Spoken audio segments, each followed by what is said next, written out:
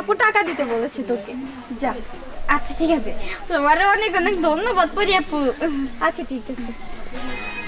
আল্লাহ, কত বড় লোক হয়ে গেছে এখন, এমন তো চিনাই যায় না। হ্যাঁ গো, যাই যাই তাড়াতাড়ি টাকা নিয়ে।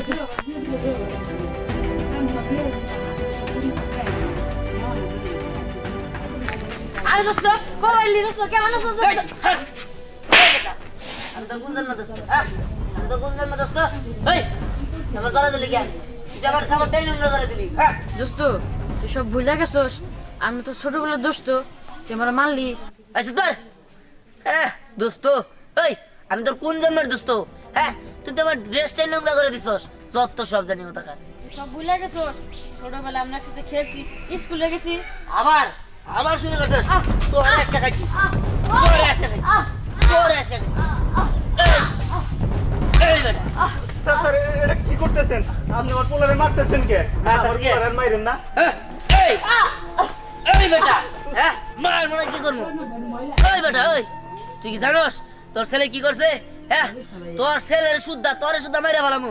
এই আমি তোর ছেলের কোন জন্মের দোস্ত রে? হ্যাঁ স্যার আপনি কিছু মনে করেন না, পোলাবান মানুষ তো কিছু বুঝবার পারে নাই কে, ওরে মাফ করে দেন আপনি। হ্যাঁ তোর ছেলেরে বুঝা দিস, হ্যাঁ যাতে আমার দিকে চোখ তুলে না তাকায়, আর যদি তাকায় তাহলে তোরে আর তোর ছেলেরে এই গ্রাম ছাড়া করবো। তোর তো সব ফকির নিয়ে যাতি কোথা। আব্বা, ধ্যান আমি তো ছোটবেলায় কত খেলাধুলা করছি,